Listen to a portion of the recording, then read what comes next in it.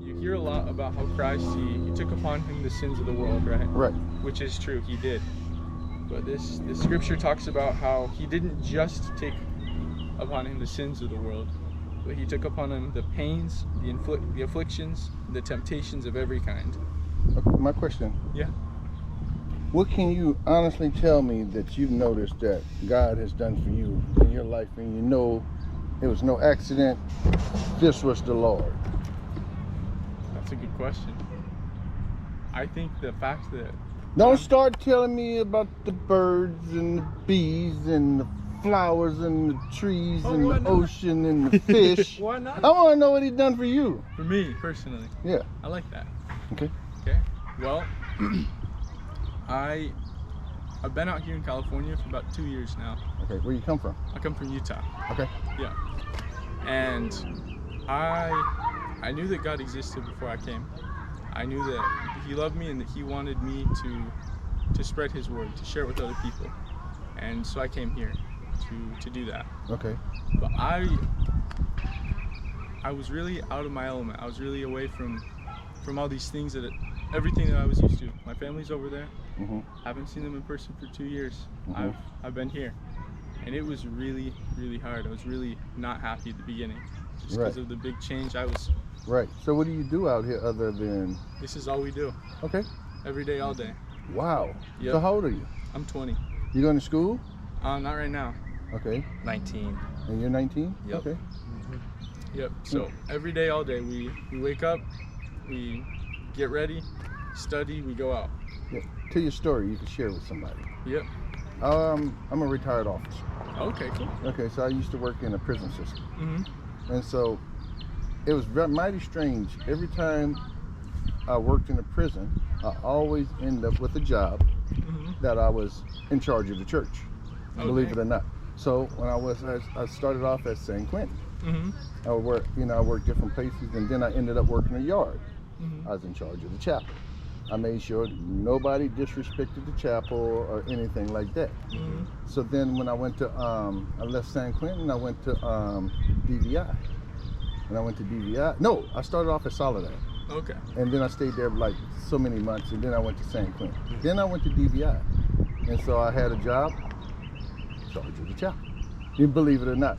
And so when I was in charge of the chapel, even though I didn't go to church or whatever, when I was there, I made sure nobody disrespected the church. They even had an area that nobody been in for years. I went out there, I'm like, no, I can't leave this place like this. I made them clean it up.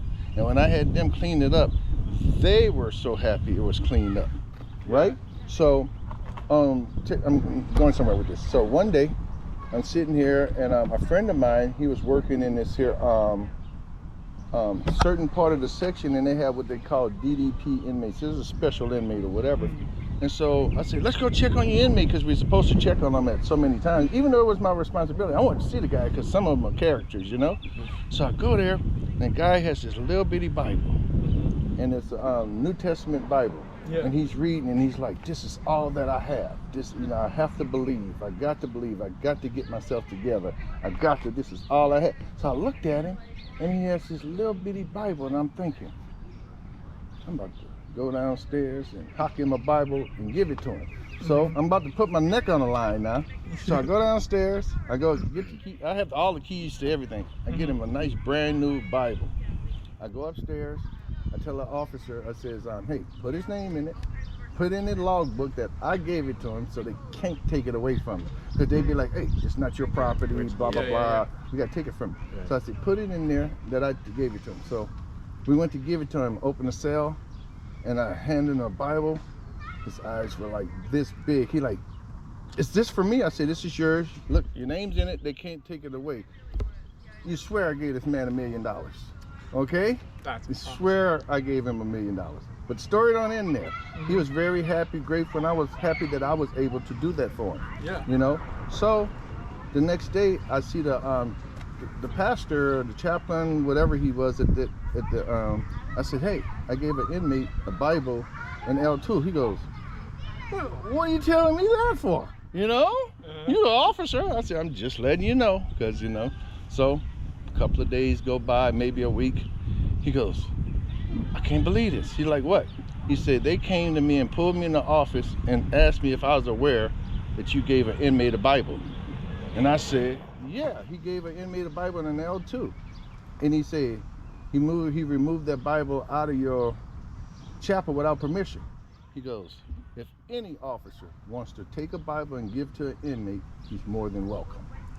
So it sunk their bubble. They were going to come after me for giving an inmate a Bible. Dang. That's what they're going to do. They're going to try and fire me, write me up for giving an inmate a Bible. And that's real talk.